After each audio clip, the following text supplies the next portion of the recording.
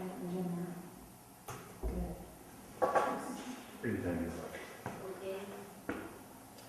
Hi, my name is Waylon Lee, and I'd like to share you a story of mine called The Missing Professor. The Mystery of the Missing Professor.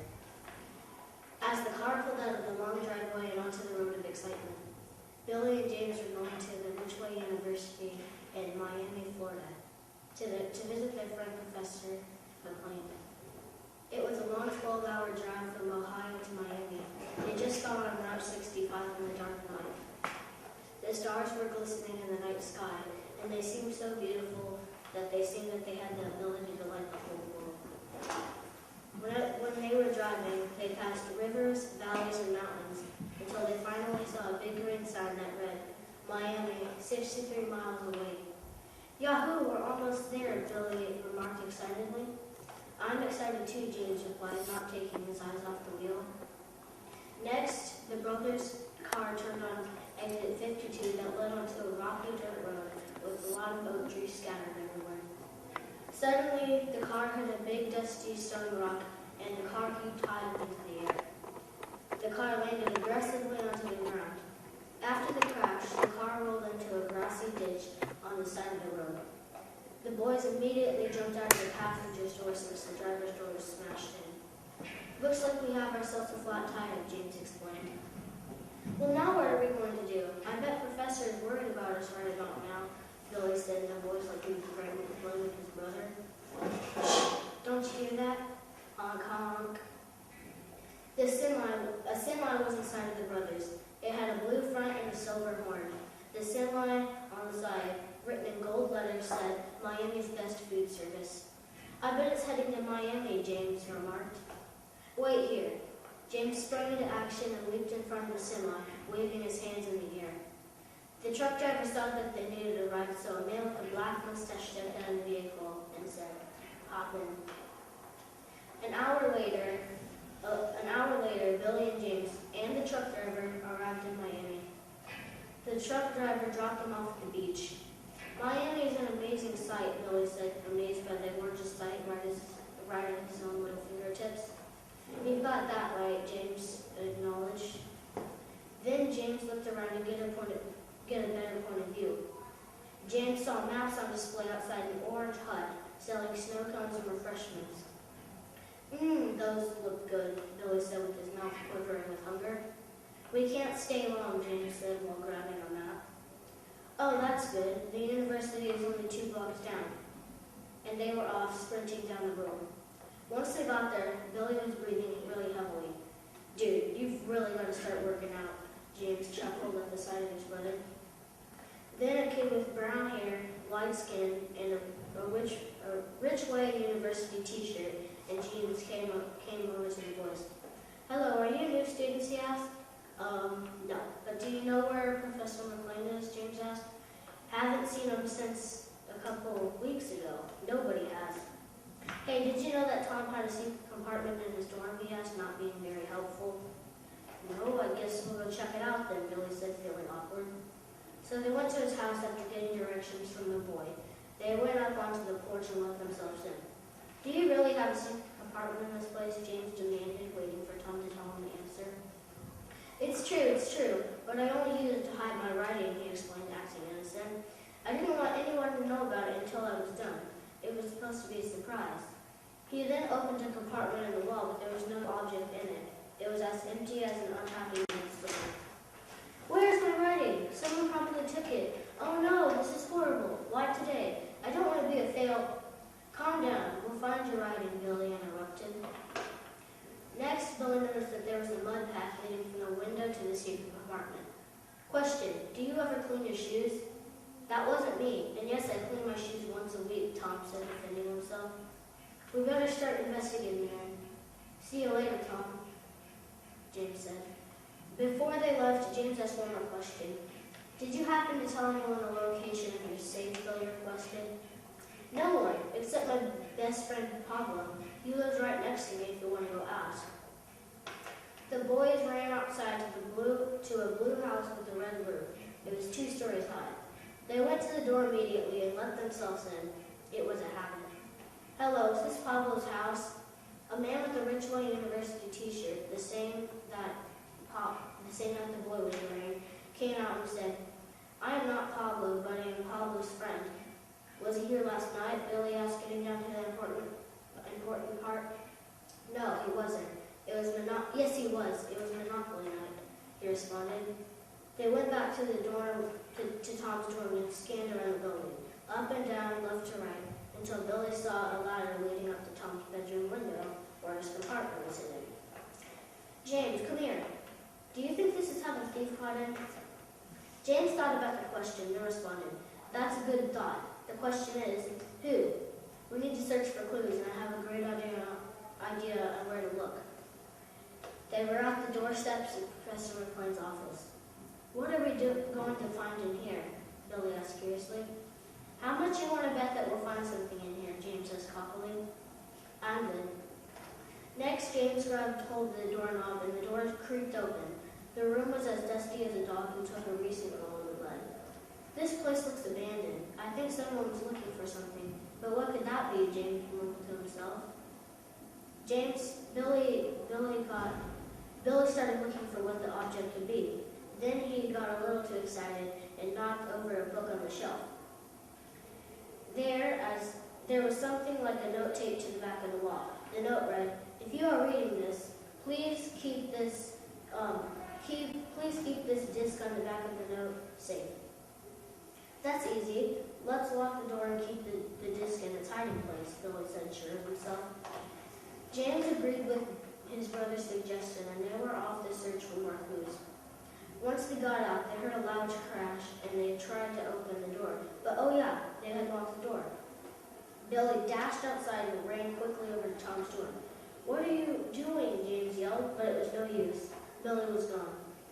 James couldn't see Billy's face when he came back because he was holding the ladder. James darted over to Billy to help carry the ladder. They placed the ladder down and climbed up. When the boys got to the top, they realized something was missing, and sure enough, it was the disc. "I knew it was a bad idea to just lock the door. I think we have to investigate Pablo's house once more," James suggested. It was getting dark, and lightning was flashing in the distance. There were dark shadows over by the oak trees, formed with the help of the wind. This is creepy trying to solve the mystery with thunder. It's just like the scary movies Dad used to watch. This gave the chills, Billy said, petrified. Once they finally arrived, James was relieved because Billy was screaming like a 2-year-old girl. "Here's something to do besides cry," James said, trying to get under his skin. "Go ring the doorbell." When Billy reached the door, he saw a note that read, "Underground, there's something to be found." "Look, James, I found a riddle. I think riddles are so challenging," said Billy, groaning. "So there is something underground and something to be found." Billy repeated, pacing the doorway back and forth. "Maybe there are underground tunnels at the bottom of the university," said Billy thoughtfully. At that statement, James looked at Billy confused. "What? It's possible."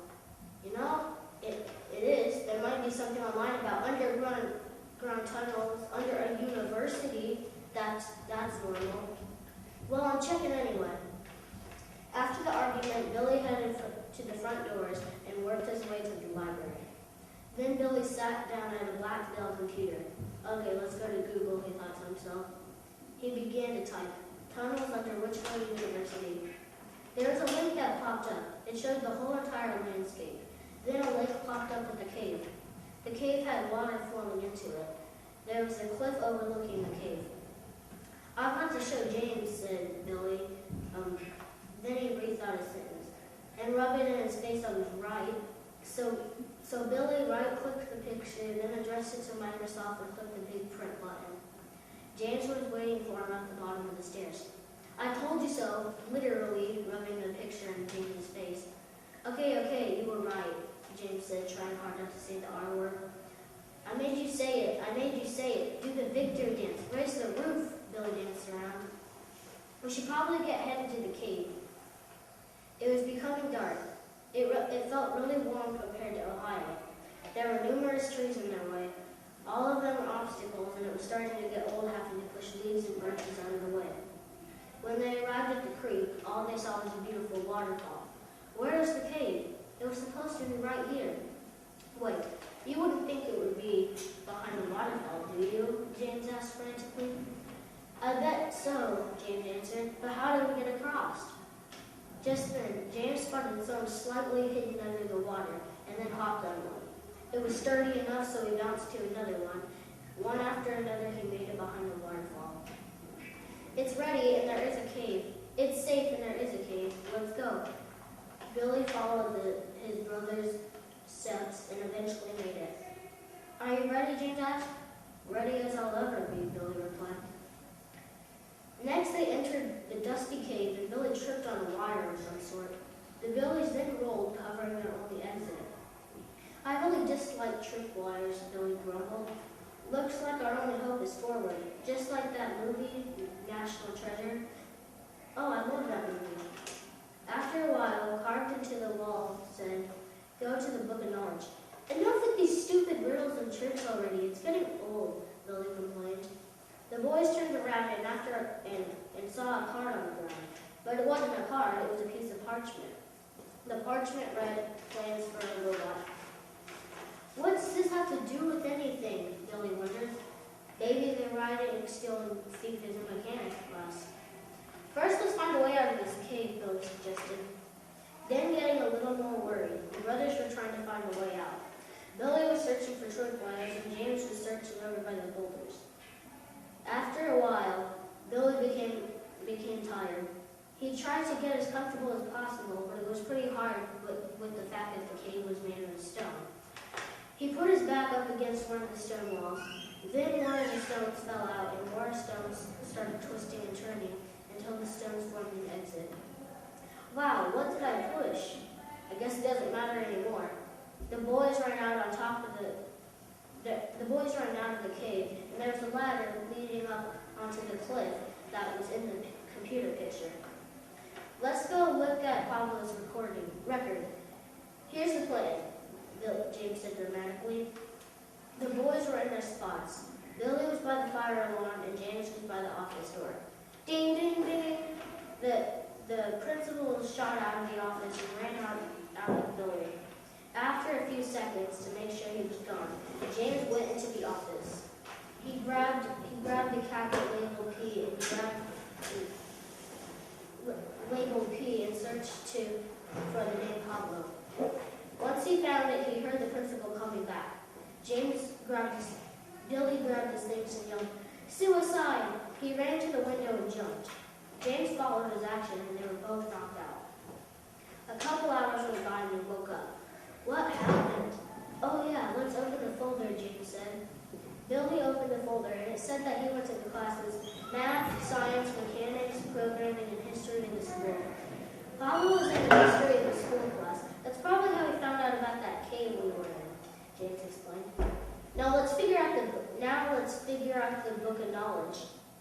Maybe it's a book in the library. Let's go search there. They arrived at the cave a couple minutes later. When they got in, they asked the librarian where the book would be located. She said she had no clue what that book meant. The boys thanked her anyway and went to try and take books off the shelves. After a while, they pulled the book, but it wouldn't come out. The bookcase rolled over to the wall, and then the staircase led downstairs after the tiles moved. Billy and James walked slowly down the staircase and into a room with a chair, a couch, a robot, and Pablo. Pablo, I knew it was you. Why would you take Tom's writing? Asked Billy. I never wanted his stupid writing. I wanted the video game that Professor made so I could sell it and become rich. I asked if anyone was heading over to visit Professor, and he said yes. So I trapped him, Billy explained. He hit a button on the wall, and the wall raised on the left side, and Professor McLean was tied up in a cage. I am the reason for his disappearance. I stole Tom's writing just as a distraction. I have been taking the history of the school class, and that's how I found out about the cave. I knew it! I also took programming class when I made a robot. I sent this robot to Monopoly Night so I could steal the writing, Pablo explained. Thanks for your confession. I'll be taking this recording to the cops, Billy told him. Pablo was too busy with his confession. He didn't notice he was being recorded. Billy ran up the stairs and James ran to set Professor free. We must go save Pablo. Hurry, Professor yelled. The chase was on. On the run, Billy's called the cops. James called the cops. In the meantime, Billy was running as fast as his little legs could carry him. Billy ran to the wall, did a backflip over it, and on the other side of Pablo, and ran on the other side of Pablo and kept running. Then Billy did a banana splits over a decorative bush. He ran out of the front automatic doors just as the cops pulled in. Here's the video, sir, Billy said, full of respect. We will take this criminal to jail for you, said the officer as he handcuffed Pablo. If you guys are good at solving mysteries, there's one up in Illinois, said the cop. At that moment, Billy and James realized their adventure was far from over.